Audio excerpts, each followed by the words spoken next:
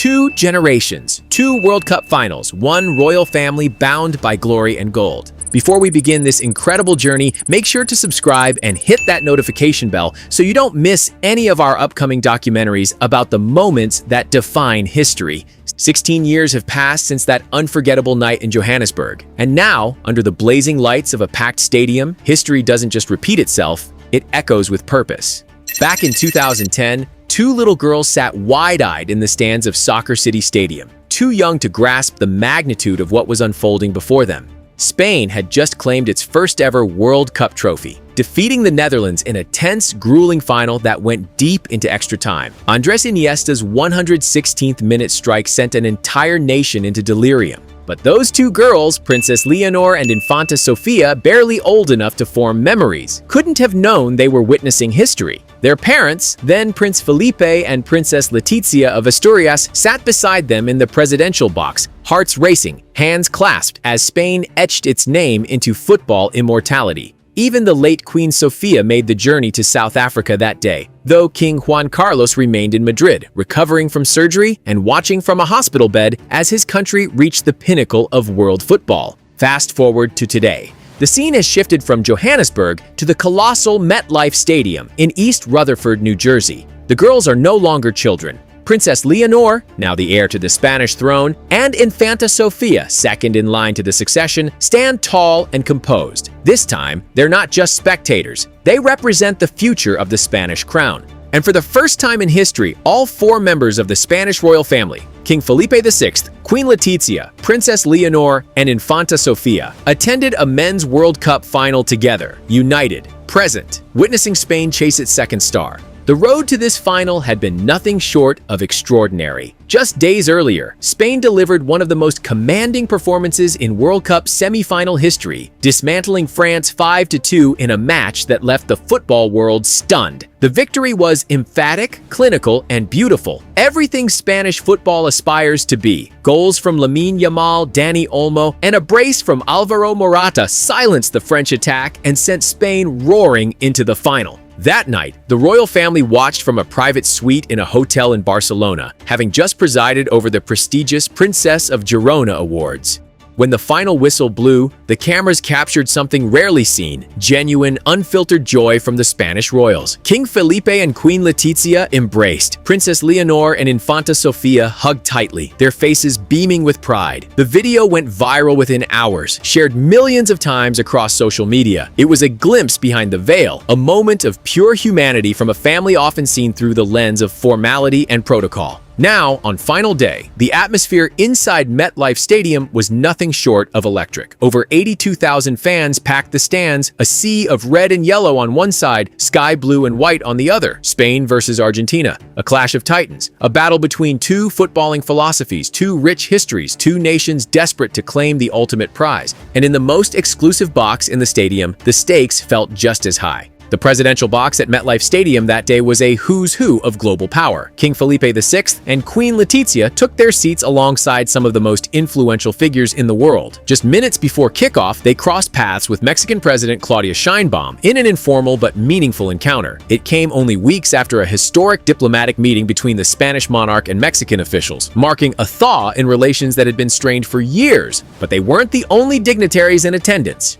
U.S. President Donald Trump and First Lady Melania Trump sat just rows away, flanked by Secret Service agents and diplomatic staff. FIFA President Gianni Infantino, the architect of this expanded World Cup format, was there, watching his vision unfold on the grandest stage. Spanish Prime Minister Pedro Sanchez sat stone-faced, fingers tapping nervously on the armrest. Canadian Prime Minister Mark Carney, a surprise attendee, observed quietly, taking in the spectacle. The presidential box itself was a marvel of modern security engineering. Located in one of the highest security zones of the venue, it featured ballistic glass capable of withstanding high-caliber impacts, advanced sound insulation designed to dampen the roar of over 80,000 fans, and protected evacuation routes, including reinforced underground tunnels and tactical helipad access, positioned on the stadium roof. MetLife Stadium carries the U.S. Department of Homeland Security's Safety Act certification, placing it among the most secure venues in the world for events of this magnitude. Every entry point was monitored, every face scanned, every movement tracked. This wasn't just a football match, it was a global event under the tightest security imaginable.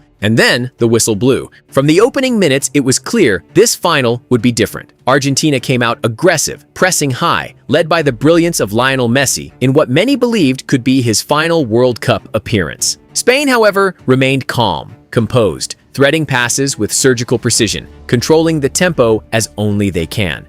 The first half was cagey. Both teams respected each other too much to commit forward recklessly. Chances were few. Tension was everywhere. In the royal box, King Felipe sat forward in his seat, hands clasped, eyes locked on the pitch. Queen Letizia, normally so poised, bit her lip during a near miss from Julian Alvarez. Meanwhile, behind the glass, in a separate section reserved for family members and close guests, Princess Leonor and Infanta Sofía watched intently. They were positioned there because the main presidential box was reserved strictly for heads of state and official dignitaries. But their section offered a perfect view, and the two young women absorbed every moment. The second half exploded into life. Spain began to dominate possession, moving the ball with increasing confidence. Pedri orchestrated from midfield, spraying passes left and right. Gavi harried and pressed, embodying the relentless Spanish spirit. And then, in the 68th minute, it nearly happened. Ferran Torres broke through on goal, only to be denied by a spectacular save from Emiliano Martinez, Argentina's wall between the posts. The clock ticked on. 90 minutes came and went. The score remained 0-0. Extra time. The stadium held its breath, players cramped, coaches paced. In the stands, every soul leaned forward. And then, deep into the second period of extra time, in the 117th minute, it happened. A perfectly weighted through ball from Gavi found Ferran Torres in space. He controlled it with his first touch, steadied himself, and slotted it calmly past Martinez. 1-0. Spain. The stadium erupted. Red and yellow flags waved like a wildfire spreading through the stands. Players collapsed in joy, piling onto Torres in a mass of emotion and relief. In the royal box, King Felipe VI and Queen Letizia turned to each other instantly. They embraced, not a formal hug, not a diplomatic gesture, but a raw, emotional moment between two people who had just watched their country achieve greatness. It was the kind of embrace that needed no translation, no context, just pure, unfiltered pride. Moments later, the final whistle blew. Spain, world champions, again.